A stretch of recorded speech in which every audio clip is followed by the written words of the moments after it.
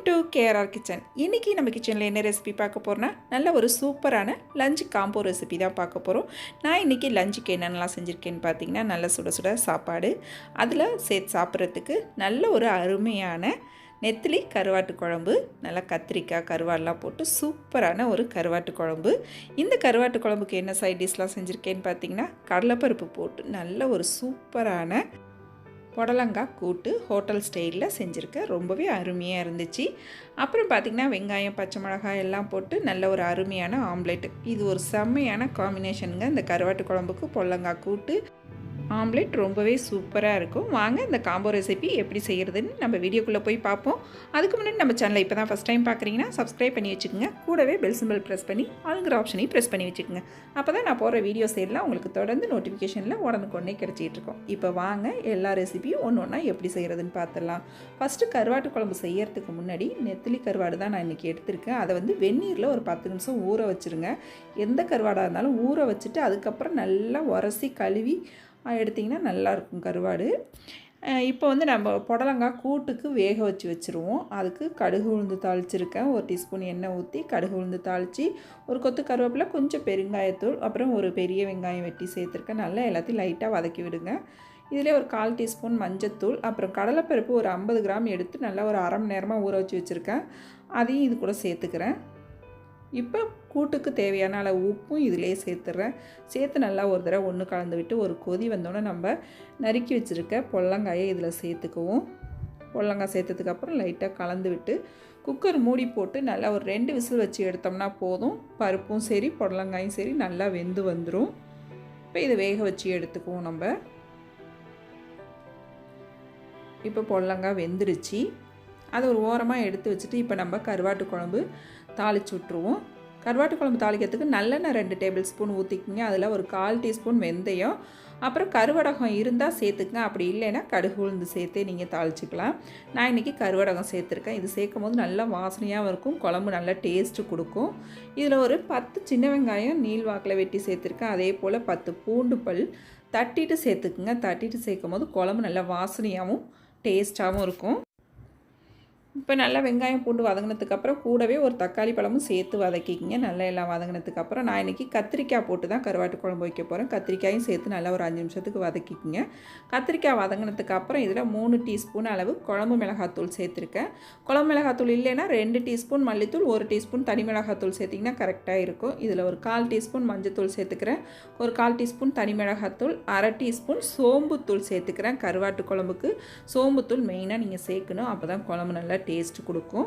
இப்போ எல்லாம் நல்லா சேர்த்து ஒரு 2 நிமிஷம் வதக்கி விட்டுக்குங்க. கருவாடும் பாருங்கள் நல்லா க்ளீன் பண்ணி எடுத்துகிட்டு வந்திருக்கேன். மண் சட்டியில் போட்டு நல்லா உரசி கழுவுனீங்க அப்படின்னாக்கா அது மேலே உள்ள மண் செதில் எல்லாம் நல்லா சுத்தமாகி வந்துடும். நல்லா ஒரு 4-5 தடவை கழுவி எடுத்துக்குங்க. கருவாட்டு குழம்புல கருவாடையும் இது போல் நல்லா வதக்கிட்டு வச்சோம் அப்படின்னாக்கா குழம்பு நல்லா வாசனையாகவும் டேஸ்ட்டாகவும் இருக்கும். நல்லா ஒரு 3 நிமிஷத்துக்கு வதக்கி விட்டுக்குங்க. அப்புறம் ஒரு 50 கிராம் புளி எடுத்து, ஒரு சின்ன நெல்லிக்காய் சைஸ் புளி எடுத்து கரைச்சி எடுத்து வச்சுருக்கேன். அதையும் இது கூடவே சேர்த்துக்கிறேன். புளி தண்ணி சேர்த்ததுக்கப்புறம் நல்லா எல்லாத்தையும் ஒரு தடவை ஒன்று கலந்து விட்டு குழம்புக்கு தேவையான அளவு உப்பு சேர்த்துக்குங்க. எப்போதுமே கருவாட்டு குழம்புக்கு அரை உப்பு சேர்த்துக்குங்க. தேவைன்னா நம்ம மறுபடியும் சேர்த்துக்கலாம். சில கருவாடில் பார்த்திங்கன்னா உப்பு அதிகமாக இருக்கும், அதனால் கம்மியான அளவு சேர்த்துக்குங்க. நல்லா ஒரு 10 நிமிஷத்துக்கு குழம்பு கொதிக்க விடுங்க. இது நல்லா இது போல் கொதித்து நல்லா திக்காகி வரணும். நல்லா கொதித்து வந்ததுக்கப்புறம் கடைசியாக இறக்க போகிற சமயத்தில் ஒரு 1/2 டீஸ்பூன் மிளகுத்தூள், ஒரு கொத்து கருவேப்பிலை சேர்த்து நல்லா ஒரு 2 நிமிஷம் கொதிக்க வச்சு இறக்கணும்னா நல்லா கமகமன் வாடையோட சூப்பரான நெத்திலி கருவாடு குழம்பு ரெடி ஆகிடும். அவ்வளோதான், நம்மளோட கருவாட்டு குழம்பு ரெடி ஆகிடுச்சு. நம்ம வேக வச்ச புடலங்காயும் நல்லா ப்ரெஷர்லாம் இறங்கி நல்லா வெந்து வந்துட்டு இப்போ இதுக்கு ஒரு மசாலா அரைச்சி சேர்த்துக்குவோம். அதுக்கு ஒரு 5-6 தேங்காய் துண்டு சேர்த்துக்குங்க. ஒரு 1/2 டீஸ்பூன் சோம்பு, 1/2 டீஸ்பூன் ஜீரகம், ஒரு 2 பச்சை மிளகாய். இதை நல்லா கொரப்பாக தண்ணி ஊற்றி அரைச்சி எடுத்துகிட்டு வந்திருக்கும். கூடவே ஒரு 2 பூண்டு பல்லும் சேர்த்துக்குங்க. சேர்க்கும் போது நல்லா வாடையாக இருக்கும் கூட்டு. இப்போ அரைச்ச விழுதை புடலங்காவோட சேர்த்து நல்லா கலந்து விட்டு நல்லா ஒரு 3-4 நிமிஷம் கொதிக்க வச்சுக்குங்க. நல்லா அந்த மசாலாவோட பச்சை வாடை போகணும். அதுக்காக நல்லா ஒரு 4 நிமிஷத்துக்கு கொதிக்க வச்சுக்குவோம். நல்லா கொதித்து வந்துச்சு அப்படின்னா நம்மளோட கூட்டு ரெடி ஆகிடும். டேஸ்ட்டு ரொம்பவே சூப்பராக இருக்குங்க. இது போல் செய்யும் போது காரக்குழம்புலாம் செய்யும் போது நீங்கள் இதுமாரி கூட்டு வச்சிங்க அப்படின்னா அந்த சாப்பாட்டு கூட சேர்த்து சாப்பிட்றதுக்கு ரொம்பவே அருமையாக இருக்கும்.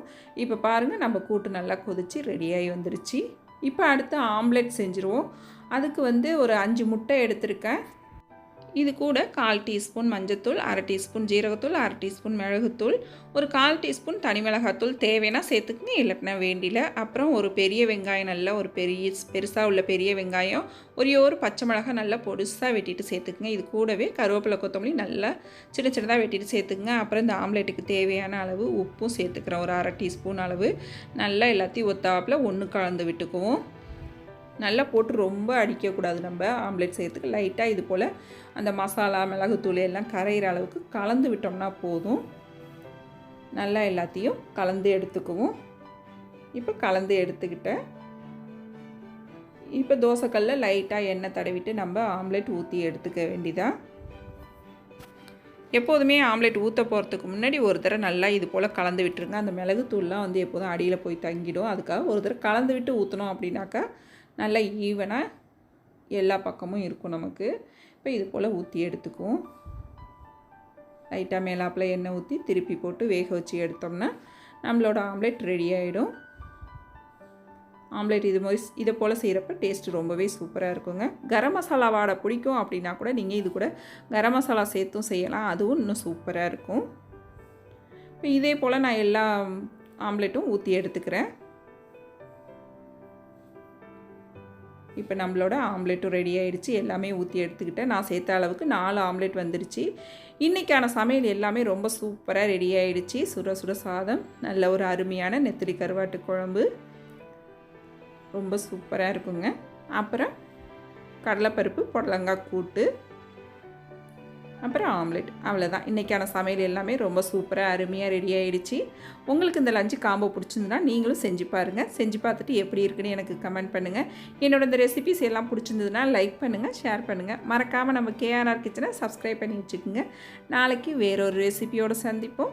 தேங்க்ஸ் ஃபார் வாட்சிங்.